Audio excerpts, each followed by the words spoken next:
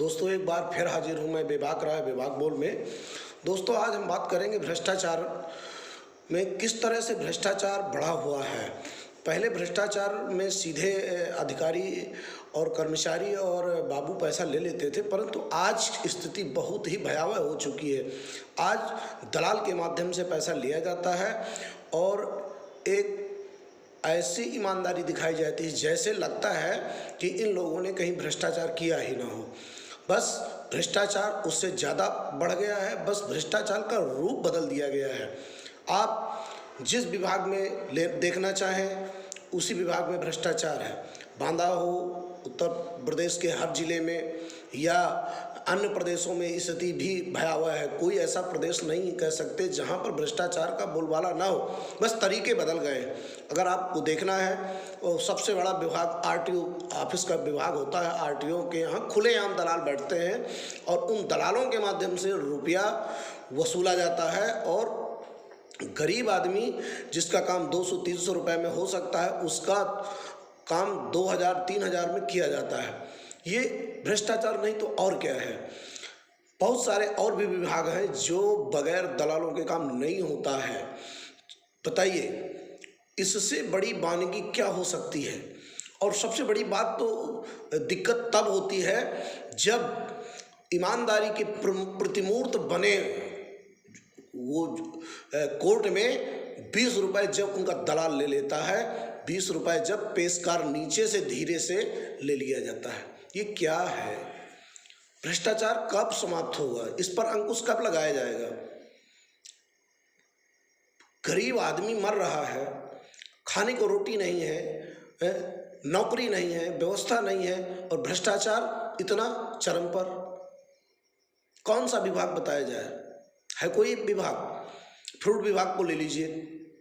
Fruit विभाग में कब किसकी क्या चेकिंग होती है मुझे तो नहीं लगता, परंतु हर किराना की दुकान से वसूली होती है। साल में 5000 रुपये फ्रूट वाले ले जाते हैं और कहीं कोई कार्रवाई नहीं होती। बिल्कुल बंधा हुआ है सारा सिस्टम, पूरा सिस्टम नीचे से ऊपर तक पूरा चल रहा है। कहीं कोई ऐसी व्यवस्था नहीं है जिससे आप ये कह दें कि इनकी ईमानदारी झलक रही है।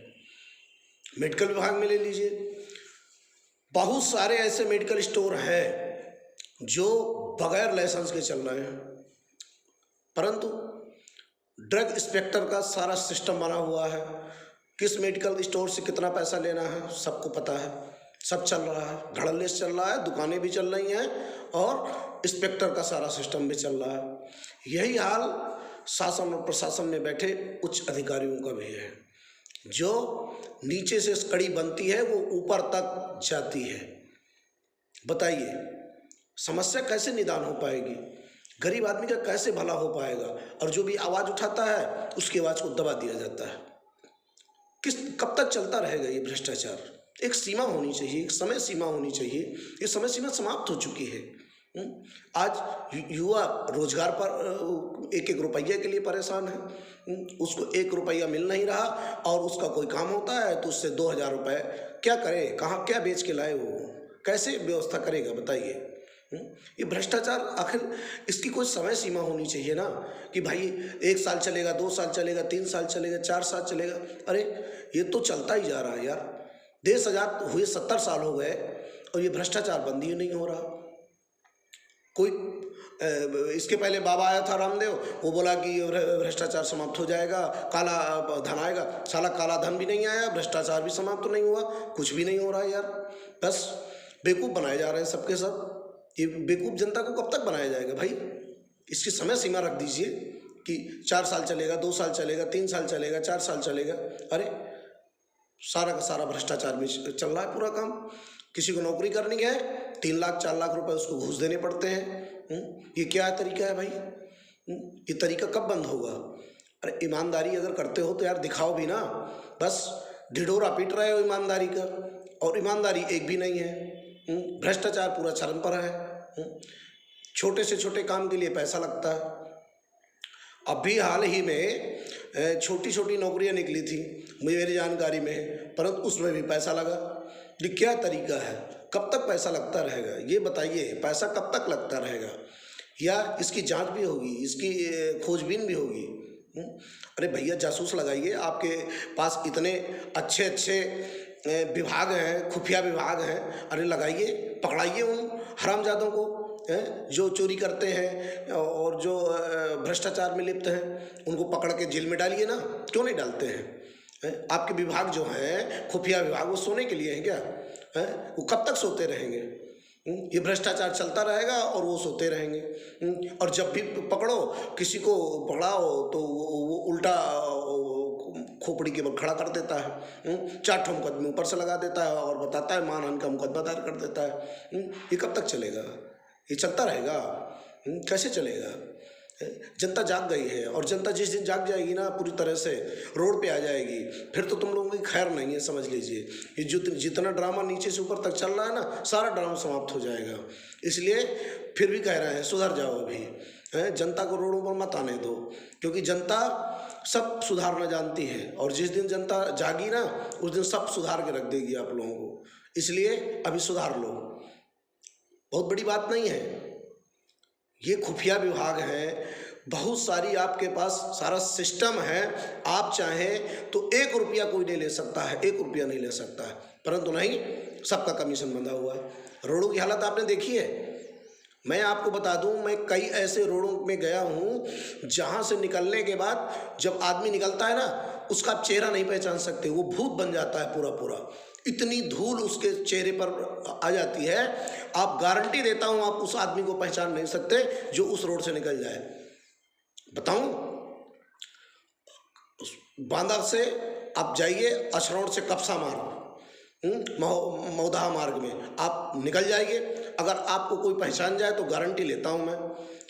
अभी बाईपास चले जाइए, बाईपास में इतने इतने बड़े गड्ढे हो गए बांदा में कि अगर उन गड्ढों को पे कोई गिर जाए तो मर जाएगा, बच नहीं सकता।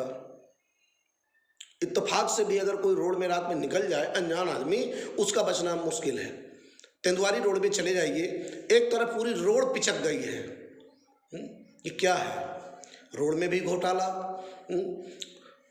पहले अधिकारी खाते हैं, फिर ठेकेदार खाते हैं, बचता क्या है वहाँ? क्या बचता है बताइए? रोड कैसे ठीक होंगी?